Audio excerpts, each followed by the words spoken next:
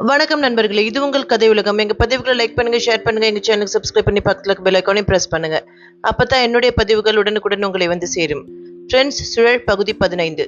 இந்த கதையோட முன்னாடி பாகங்களை கேட்கணும்னா கீழே டிஸ்கிரிப்ஷன் பாக்ஸ் லிங்க் இருக்கு, அதுல கேட்கலாம். கதை: பல்லவ மன்னன் நந்திவர்மன் தான், ஆனால் ஆட்சி செய்வது எனது மகன் உதயச்சந்திரன் தான். ரேவாதேவி நந்திவர்மன் திருமணத்தன்று இரவு நிகழ்ந்த விருந்து கேளிக்கையின் போது கையில் மதுரச கிண்ணத்தில் இருந்த மதுரசத்தை அருந்தியபடி வைரமேகன் தந்தி துர்கன் கூற, அந்த கருத்து முதன்முறையாக நந்திவர்மனையே சற்று அருவருக்கச் செய்தது. ரேவா தேவியே தனது தந்தை கூறியதை கேட்டு முகம் சுளித்தாள். உதயச்சந்திரன் அவளுக்கு அண்ணனாக இருந்தாலும் அவன் மாற்றாந்தாய் பெற்ற மகனல்லவா? தந்தையின் வெளிப்படையான பேச்சு அவளுக்கு சங்கடத்தை தந்தது. தந்தையே, தாங்கள் சற்று அதிகமாக மதுரசத்தை பருகி உள்ளீர்கள் என்று கருதுகிறேன். பேசாமல் உறங்க செல்லுங்கள்.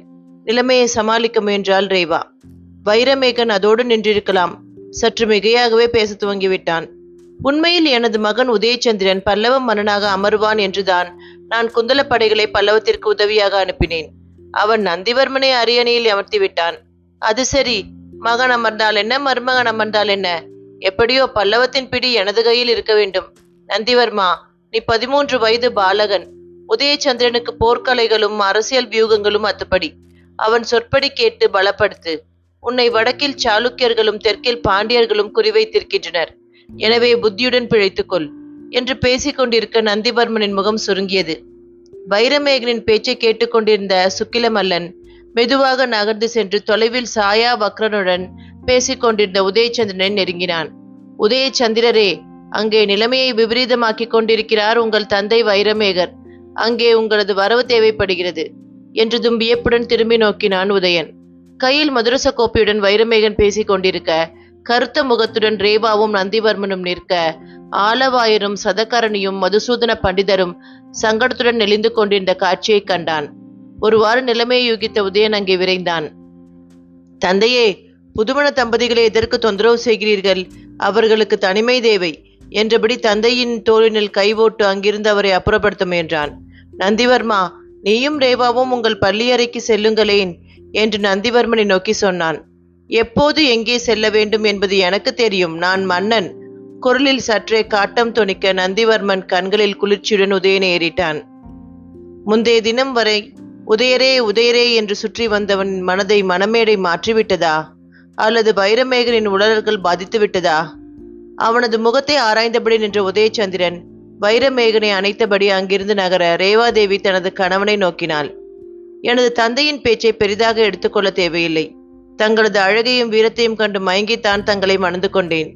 இன்று முதல் உங்கள் சுக துக்கங்கள் அனைத்திலும் நான் தான் பங்கு கொள்ள வேண்டியவள். எனவே உங்கள் மைத்துனரை சற்றே விலக்கி வையுங்கள். உங்கள் தளபதி படைத்தளங்களுக்கு மட்டும்தான் அதிபதி, தங்களுக்கு அல்ல. தலையணை மந்திரத்தின் சங்கல்பத்தை அங்கேயே துவக்கினாள் ரேவா. மறுநாள் காலை தந்தை வைரமேகன் கண் விழித்ததும் உதயன் அவரை கோபத்துடன் நோக்கினான். மதுரசத்தின் போதையில் இப்படித்தான் பேசுவீர்களா? என்னை மன்னனாக அமர வைக்கத்தான் குந்தலப்படையை அனுப்பியதாக கூறி என் மகனின் சொல்லை கேட்டு நடந்தால்தான் பல்லவத்திற்கும் குந்தலத்திற்கும் நட்பு நிலைக்கும் என்று கூறினீர்கள். நந்திவர்மன் என்னை பற்றி என்ன நினைப்பான்? உதயன் பொறுவினான். அதெல்லாம் ஒன்றும் தவறாக நினைக்க மாட்டான். எனது மகள் ரேவா அவனை சரிக்கட்டி விடுவாள்.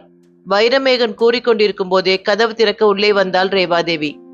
தளபதியாரே, நானும் எனது தந்தையும் சற்றே தனிமையில் பேச வேண்டும். சற்றே விலகியிரும் என்று ஆழமான பார்வை ஒன்றை பார்த்தாள் ரேவா. நேற்று வரை வாய் நிறைய அண்ணா என்று அழைத்தவள் சற்றே விலகியிரும் என்று கூறியது அவனது இதயத்தை காயப்படுத்திவிட்டது. விருட்டென்று திரும்பி அறையை விட்டு வெளியேறினான். வைரமேகனின் முகம் கருத்தது. என்ன துணிச்சல் இருந்தால் எனது மகனை அவமானம் செய்வாய்? கர்ஜித்தான் வைரமேகன். நானும் உங்கள் மகள்தானே, அலட்சியமாக கூறினாள் ரேவா. இருக்கலாம்.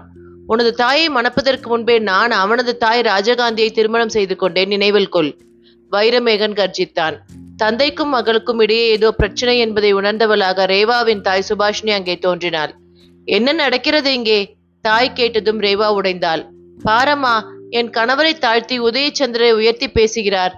பெயருக்குத்தான் என் கணவர் மன்னனாம். ஆனால் ஆட்சி செய்பவர் உதயச்சந்திரன் என்று எனது கணவர் எதிரேயே பேசுகிறார். அவர் மனம் என்ன பாடுபடும்? ரேவாதேவி கண்களில் நீர் பெருகியது. உங்களுக்கு புத்தி பேதலிட்டு விட்டதா என்ன? சுபாஷினி கேட்டதும் வைரமேகன் உக்கிரமடைந்தான். எனது மகன் உதயச்சந்திரனின் பாத தூசுக்கு நந்திவர்மன் என்ன? நானே சமமாக மாட்டேன். குந்தல அரியணை பல்லவ அரியணை இரண்டையும் வேண்டாம் என்று கூறிவிட்டு பல்லவம் மீண்டும் பழைய கீர்த்தியை பெற வேண்டும் என்று பாடுபடுகிறான். 6 தலைமுறைக்கு முன்பாக சகோதரர் உறவின் மூலம் அரியணை கிட்டியிருக்கிறது உன் கணவனுக்கு.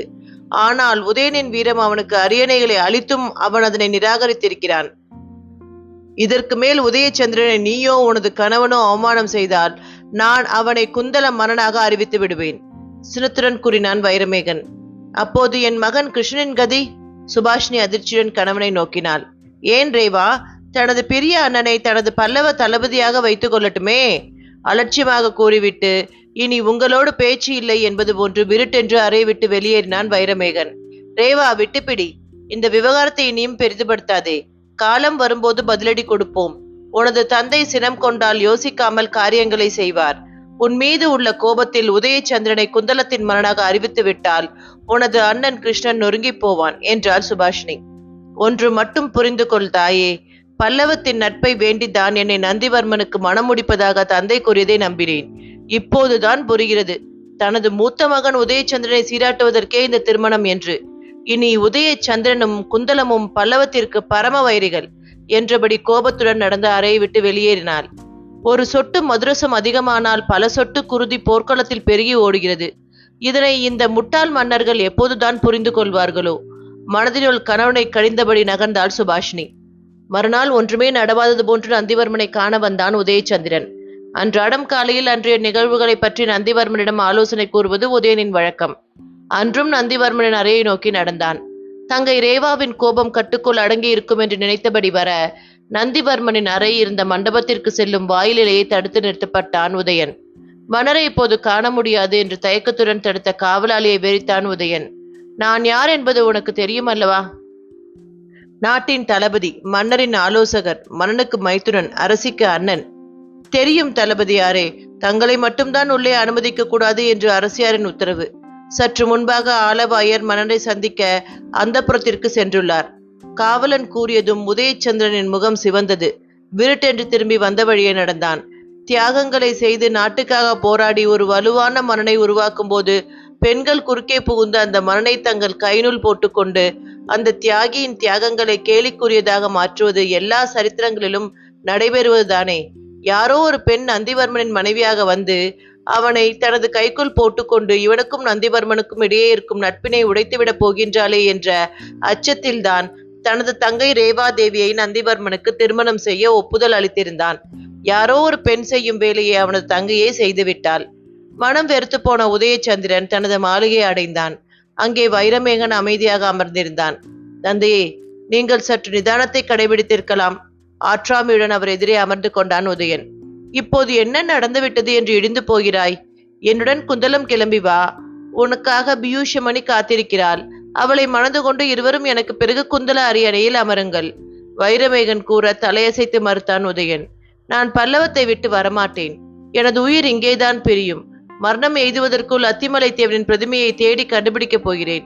நந்திவர்மனுக்கு எனது சேவை தேவையில்லை என்றால் வில்வலத்தில் சென்று தங்கிக் கொள்கிறேன், கண்டிப்புடன் கூறினான் உதயன். அப்படியென்றால் பியூஷமணியின் கதி? வைரமேகன் குரலில் சினம் துடித்தது. உங்கள் மகள் ரேவாதேவி நந்திவர்மனுக்கும் எனக்கும் இடையே நிலவிய ஒற்றுமையை குலைத்தது போதாதா? பியூஷா வேறு எங்களிடையே வர வேண்டுமா? உதயன் கேட்டான். பாவம் அந்த பெண், உன்னை கணவனாக வரித்து விட்டார். அவளை நான் உன்னிடம் அனுப்புகிறேன். தயை கூர்ந்து அவளை ஏற்றுக்கொள். நான் என் தங்கைக்கு வாக்கு கொடுத்து விட்டேன். வைரமேகன் கெஞ்சினான். திருமணம் செய்து கொள்ளாமல் நான் செய்த தியாகங்களை ஒரே இரவில் என் தங்கை கொச்சைப்படுத்தி விட்டாள். இனி நான் எதற்கு தொடர்ந்து தியாகங்களை செய்து கொண்டே போக வேண்டும்? உங்கள் இஷ்டப்படி பியூஷமணியை அனுப்புங்கள். நான் வில்வலம் காமேஸ்வரர் சந்நிதியில் அவளை மணந்து கொள்ளப் போகிறேன். தீர்மானத்துடன் உதயன் கூற உற்சாகத்துடன் எழுந்தான் வைரமேகன். விரைவில் குந்தல அரியணையில் ஏறவும் உதயன் சம்மதித்து விடுவான் என்று தோன்றியது அவனுக்கு. நந்திவர்மன் ஆலோசனை அறைக்குள் நுழைய அவனை பின்தொடர்ந்தாள் ரேவாதேவி. ஆலவாயர், சதகரணி, மதுசூதர பண்டிதர், உபதளபதி விஜய விக்ரமன், குதிரைப்படை தலைவன் சுக்கிலவல்லன் ஆகியோர் அமர்ந்திருக்க தளபதி உதயச்சந்திரன் இருக்கை காலியாக இருந்தது. கம்பீரமும் ஆண்மையும் நிறைந்திருந்த உதயச்சந்திரன் வந்து அமர்ந்தால்தான் ஆலோசனை கூட்டங்கள் களைகட்டும்.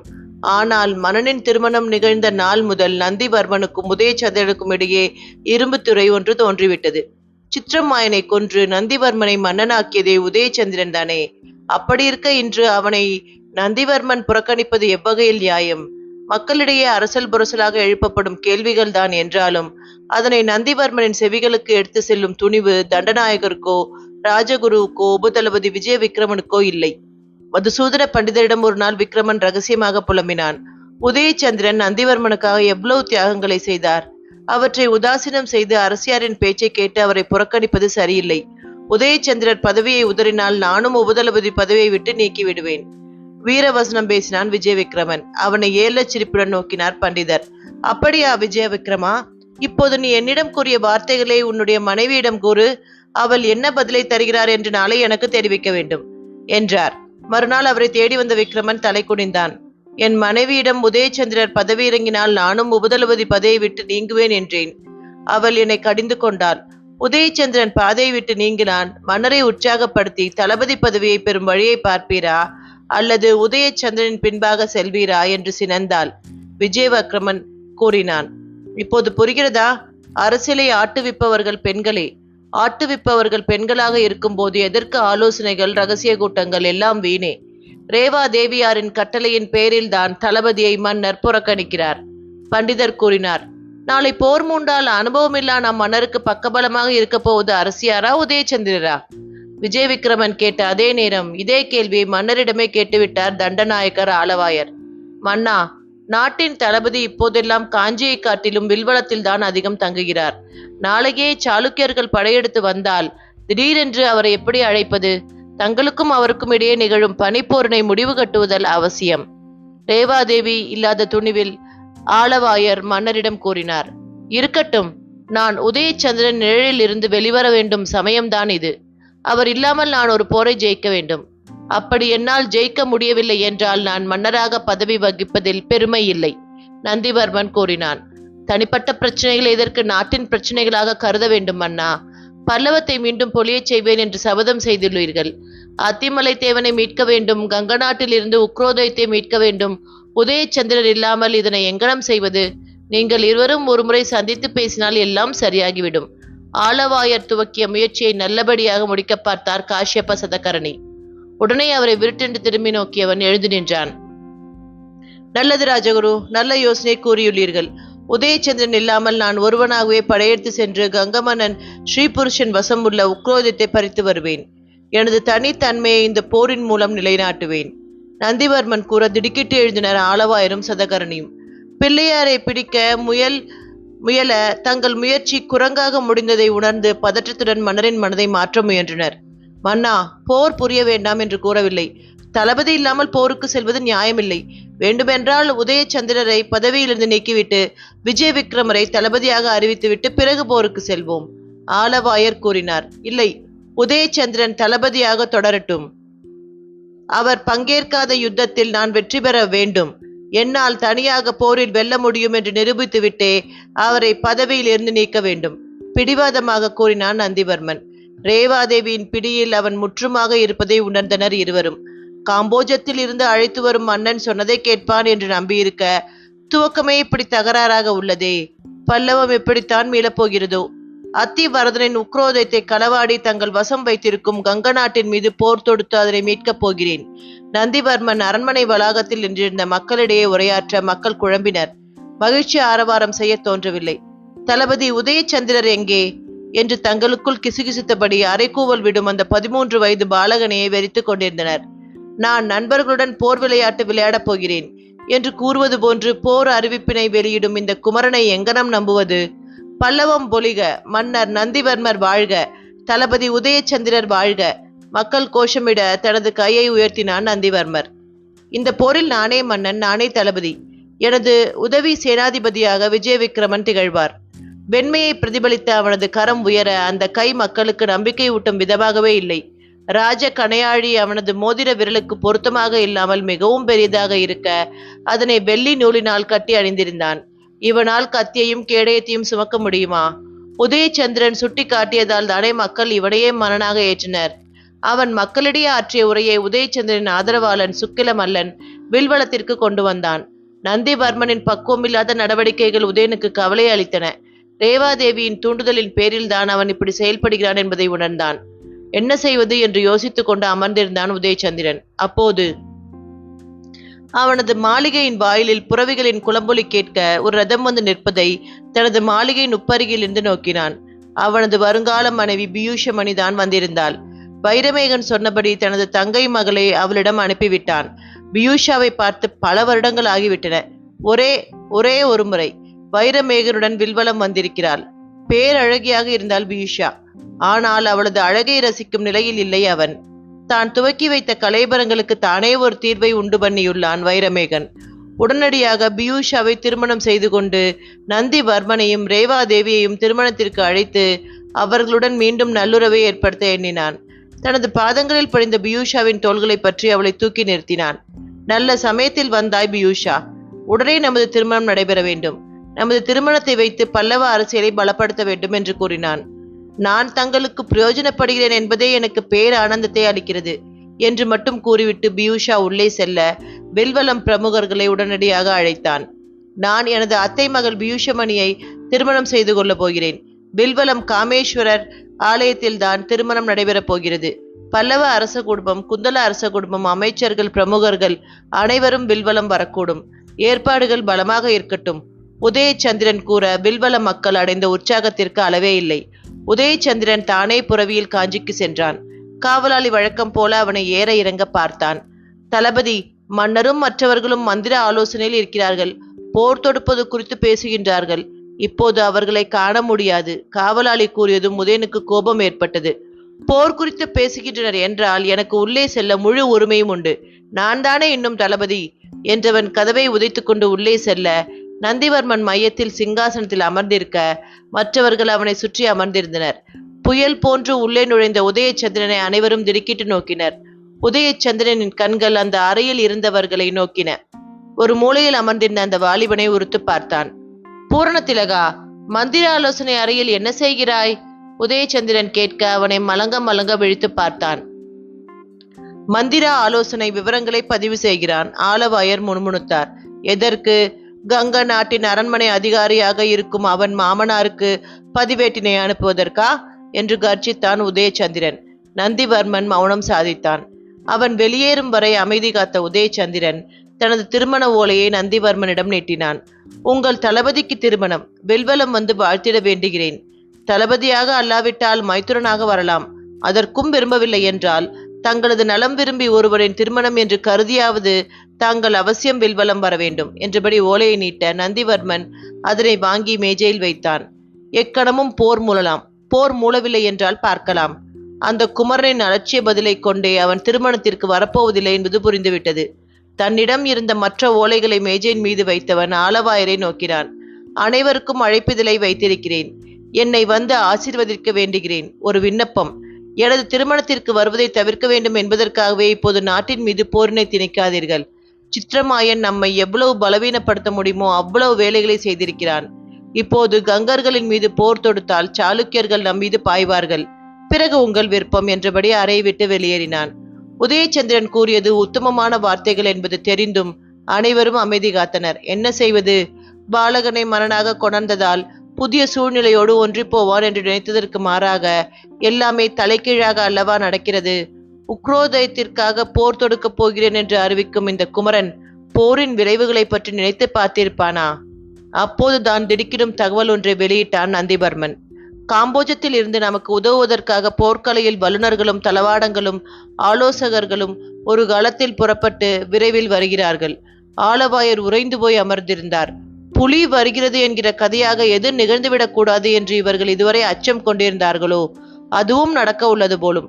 காம்போஜர்கள் காஞ்சியில் வந்து இறங்கப் போகிறார்கள் என்றால் அவர்கள் ஆட்சிதான் இங்கே நடக்கும். பல்லவர்களின் குரல் எங்கனம் ஒலிக்கும். கூட்டம் முடிந்து நந்திவர்மன் வெளியேறிய பின்னரும் கூட ஒருவரை ஒருவர் வெறித்து பார்த்தபடி அமைதியாக உட்கார்ந்திருந்தனர். பல்லவம் எங்கே போகிறது? சரியாக உதயச்சந்திரன் பியூஷமனின் கழுத்தில் மங்கள நாணை அணிவித்த அதே நேரம் பல்லவ படை கோலாகலபுரத்தை சுற்றி வளைத்தது. மன்னன் ஸ்ரீபுருஷன் அதனால் கலங்கவில்லை. வந்திருக்கும் பாலகனை எனக்கு ஆளவட்டம் வீச செய்கிறேன் என்று கருவியபடி போர்க்களத்திற்கு வந்தான். அவனி ஆற்றங்கரையில் இரு படைகளும் மோதின.